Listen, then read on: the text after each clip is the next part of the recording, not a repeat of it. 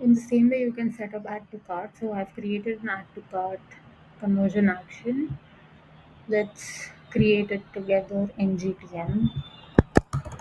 Google Ads, add to cart.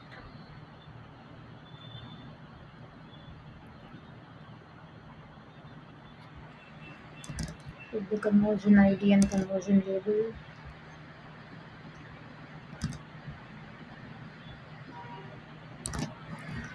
Conversion value. So click on new variable.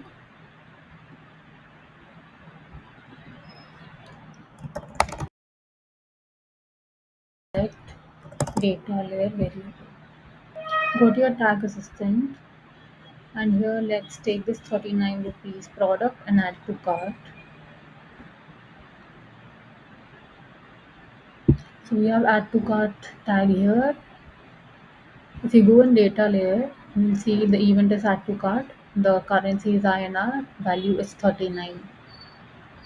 And since we don't have the transaction ID, we will not make the transaction ID here. Now suppose there are more products here. So let's add one more quantity, 78. So a new add to cart is triggered. As I increase the add to carts, we have the events being triggered instead of the same event triggered with an updated value. So 39 is being triggered here, then again 39 triggered, and then again 39 because I've added the 39 rupees product thrice. So your add to cart event will be triggered each time and it will be counted in your Google Ads. So now what you need to do is we need to track this value. The parent will be e-commerce. So let's copy e-commerce dot value. Save. And then transaction ID is not really relevant in add to carts because the transaction hasn't occurred. In the currency code, I'm just typing INR. And in trigger, let's add the add to cart trigger. We make an add to cart trigger, use custom event, and the event name will be, just copy this and paste it here. And trigger it on all custom events and then save.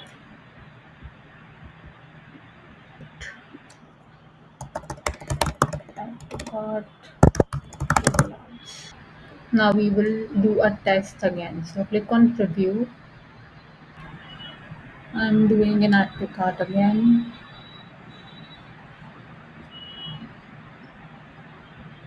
And here you can see that add to cart is triggered. Our tag is fired here. Go in values and you can see the conversion value is 39 and the currency code is INR. Now suppose I add it again. It will be triggered again. So this was the first add to cart and then this is the second add to cart and it's triggered again with the same value. So this is how you can set up the add to cart. The same thing can be done for checkout. So our begin checkout is coming up here. Go to data layer and do the same thing.